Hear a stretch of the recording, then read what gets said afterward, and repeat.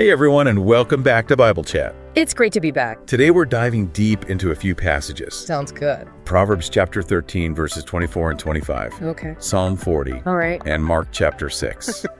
Looking forward to it. We're going to be exploring themes of discipline, Okay. waiting on God, Yeah. and the challenges and also the triumphs Yes. of following Jesus. You know what really strikes me That's that. is how these passages, even though they were written centuries apart, Right. they seem to speak to just the heart of what it means to live a life of faith. Yeah. You know, that journey that's marked by both those mountaintop experiences Right. and those valley moments where we might question everything. I love that. And speaking of journeys, Yeah. let's start with those thought-provoking verses in Proverbs chapter 13, Okay. verses 24 and 25. Right. Whoever spares the rod hates his son, but he who loves him is diligent to discipline him. This one always makes me pause. Yeah. It feels so different from our modern parenting approaches. It does, doesn't it? It really does. But to really understand this proverb, Okay. I think we have to kind of step back in time Yeah. and go back into that cultural context of ancient Israel. Okay. The rod wasn't necessarily about like harsh physical punishment. Right. It was more of a symbol Okay. representing, any form of loving correction Yeah. aimed at guiding a child toward wisdom and righteousness. So it's less about the literal tool Exactly. and more about the intention behind it. Precisely. Okay. And this concept of loving discipline, Yeah. it kind of extends beyond just earthly parenting. Okay. It reflects a core aspect, I think, of our relationship with God. Right. Remember in Hebrews chapter 12, verse 6, Yes. it says, "For the Lord disciplines the one she loves and chastises every son whom he receives." Right. God's correction. Yeah. It's like that of a loving parent. Right. It isn't meant to harm us, but to refine us, Yeah. to mold us into the people he created us to be. I find that incredibly comforting, Yeah. especially when going through tough times. Oh, absolutely. It's a reminder that even when things feel so painful or confusing, Yeah. God is still working in our lives. Yes. Using those experiences to draw us closer to Him. Right. And in those same verses in Proverbs, Yeah. there's this intriguing contrast Right. between the righteous who eat to the satisfying of their soul Right. and the wicked whose belly goes hungry. What do you think this passage is trying to tell us Oh, that's about true satisfaction? such a great question. Yeah. On the surface, it might seem like it's simply about physical hunger, Okay. but I think it goes much deeper than that. Okay. The wicked, even if they have material wealth, Right. often experience a deeper spiritual hunger. It's a longing that can't be filled with possessions or achievements. Right. It's a yearning for something more, Yeah. something that only God can provide. It makes me think of those times. Yeah. When I've achieved a goal or acquired something that I really wanted, Right. and yet there's still this lingering sense of emptiness. Right. Like I'm trying to fill a void that only God can truly satisfy. Exactly. Yeah. It's a reminder that our deepest needs, Yes. our longings for purpose and meaning, can only be truly met in relationship with our Creator. Right. It's in Him that we find our true identity Yes. and our ultimate source of fulfillment. That's a powerful thought. It is. And it leads us beautifully into Psalm 40, Okay. which captures that raw honesty of struggle and the unwavering trust in God's deliverance. It does. What always grabs me about this psalm is the vivid imagery that David uses, Yeah. starting with his cry from a horrible pit and miry clay. Wow. You can almost feel his desperation. Yeah, you're right. Yeah. David doesn't shy away from expressing the depths of his despair. Right. He's honest about his pain, Yeah. his confusion, his fear, and yet, even in that darkness, Yeah. he chooses to fix his eyes on God, Yeah. clinging to that hope of rescue. Right. He doesn't try to sugarcoat his situation Right. or pretend everything is okay. Yeah. He pours out his heart to God, holding nothing back. It's like he's saying, God, I'm hurting. Yes. I need you. I'm clinging to you. Yeah. And then there's this beautiful shift in the psalm. Okay. This movement from despair to deliverance. He describes God hearing his cry and lifting him out of that pit, Wow. setting his feet on solid ground. Yeah. It's such a powerful image of redemption and restoration. It is. That really is. It's a reminder that God sees us in our darkest moments. Right. hears our cries for help, Yes. and is always ready to reach down and pull us out of the miry clay. Out of that pit. Yeah. Yeah. But what's even more interesting to me Okay. is what David says in verse 6. Right. He acknowledges that God desires obedience more than empty rituals. He says, "Sacrifice and offering you did not desire, but my ears you have opened. Burnt offering and sin offering you did not require." That's so interesting. It is. Yeah. That verse always makes me wonder, What's that? why would God value obedience over those outward expressions of worship? Right. It seems counterintuitive, Yeah. especially in David's time when sacrifices were such a central part of their religious practice. I think it points to a deeper truth about the nature of true worship. Okay. It's not about going through the motions or trying to appease God with external actions. Yeah. It's about a heart that's surrendered to him. Okay. A willingness to align our lives with his will. So it's less about what we do Yeah. and more about who we are becoming Exactly. through our relationship with God. You got it. Okay. And this transformation of the heart Yeah. is beautifully expressed in the next few verses, Okay. where David describes God putting a new song in his mouth, a Yes. song of praise and thanksgiving. Right. It's like God took his brokenness, Yeah. his pain, his despair, Yeah. and turned it into something beautiful and life-giving. It's like God takes those discordant notes of our lives Yeah, and weaves them into this melody of hope and redemption. absolutely. And this new song isn't just for us to keep to ourselves. Right. David says that many will see and fear and put their trust in the Lord. Powerful. It is powerful. Yeah. Our transformed lives, our songs of praise, have the power to draw others to God.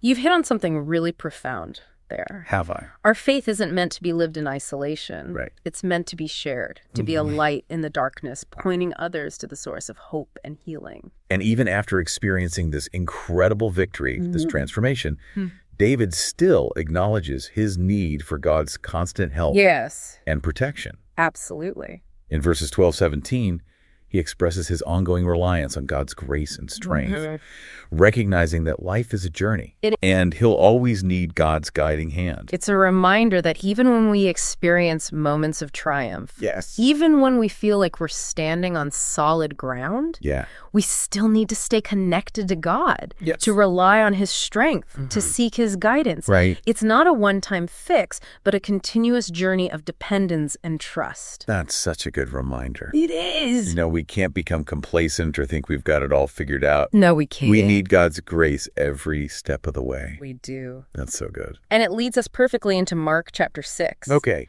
Where we see this idea of the journey of faith Right. playing out in a very real and often messy way in the life and ministry of Jesus. I mean, it is messy. It is. That's for sure. Yeah. This chapter takes us right into the heart of Jesus's ministry. Yeah. It starts with a kind of poignant scene. Yeah. Jesus returns to his hometown, but instead of being welcomed with open arms, Right. he's met with skepticism and disbelief. It's almost heartbreaking. It is. These are the people who knew him growing up, who watched him play in the streets as a child. Yeah. And yet they can't reconcile that image with the miracle-working rabbi standing before them. Yeah. I wonder what it was about Jesus that was so off-putting to them. Yeah. Was it his teachings, his claims, or something else entirely? It's fascinating, isn't it? It really is. Mark tells us they were offended by him. Okay. Their familiarity, like you said, it bred a kind of contempt. Yeah. They couldn't or wouldn't see past their preconceived notions Right. to recognize the Messiah in their midst. It's a sobering thought. It is. Sometimes those closest to us, the ones who've known us the longest, Right. might have the hardest time accepting our faith Mm-hmm. or seeing the changes God is making in our lives. Right. And Jesus himself acknowledges this, Okay. saying, "A prophet is not without honor, except in his own country and among his own relatives and in his own house." His words just echo throughout history. They do. Reminding us that following Jesus often means going against the grain, Right? challenging societal norms, Yeah, and even facing opposition from those within our own families and communities. absolutely. We see that tension throughout the Gospels, don't we? We do. The conflict between the old ways Yeah. and the radical newness of the kingdom that Jesus proclaimed. And despite the rejection he faced, Right. Jesus continues to minister, Yeah. sending out his 12 disciples to share the good news and heal the sick. Yeah, it's like he's saying, you may not be ready to hear this message, Right. but I won't let that stop me from reaching others who are searching. And consider the instructions he gives his disciples. Okay. Travel light, rely on God's provision, be persistent, and shake the dust off your feet if you're rejected. He's preparing them for the challenges they'll encounter as they go out and represent him. It's such a powerful lesson in trusting God and staying focused on the mission. Yeah. Even when it's difficult, even when we face opposition. Right. What strikes me is how Jesus doesn't just send them out with a message. He sends them out with the power to heal. Yeah. And to demonstrate the reality of God's kingdom. Yeah, right. And then we have that stark reality of John the Baptist's execution. It's a bit jarring, isn't it? It is. Placed right in the middle accounts of Jesus's miracles and teachings. It's certainly a sobering reminder. Yeah. That following Jesus doesn't shield us from suffering or persecution. It doesn't. John's death, orchestrated by Herod and Herodias. Right. It highlights the dangers of succumbing to worldly desires. Yeah. And the cost of standing for truth. The journey of faith isn't always easy or straightforward. No, it's not. There will be storms. Yeah. There will be doubts. Yeah. There will be challenges. But Jesus is always with us. He is. Guiding us. Yeah. Calming the storms and leading us toward wholeness and healing. That's beautiful. As we wrap up our deep dive into Proverbs chapter 13, Psalm 40, and Mark chapter 6. Okay. I'm struck by the recurring theme of transformation. Oh, yeah. You know, we see it in the way that discipline shapes us. In David's experience of moving from despair to deliverance. Right.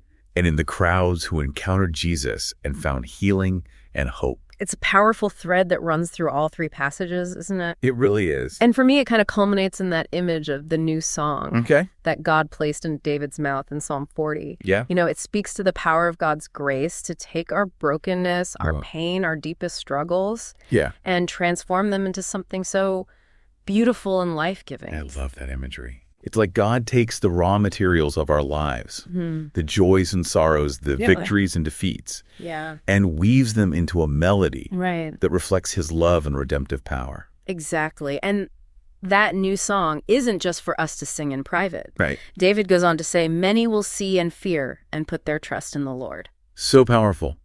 It is. Our transformed lives, our songs of praise have the power to draw others to God. Absolutely. To point them toward the source of true hope and healing. Yes.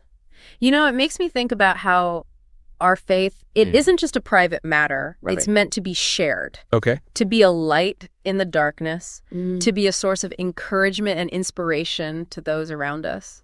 You know, we're called to be living testimonies of God's transformative power. We are. Aren't we? We are, and as we reflect on these passages, I think it's so important to ask ourselves, what is our new song? What is that unique melody that God has placed within each of us to share with the world? What has he brought us through? Right. How has he transformed our hearts and lives? Those are great questions to ponder. They are. Maybe our new song is a testimony of God's faithfulness. Okay. During a difficult season. Right. Maybe it's expressing gratitude for his blessings, even in the midst of trials. Or maybe it's using our gifts and talents to serve others and make a difference in our communities. Right. Reflecting God's love and compassion to those around us.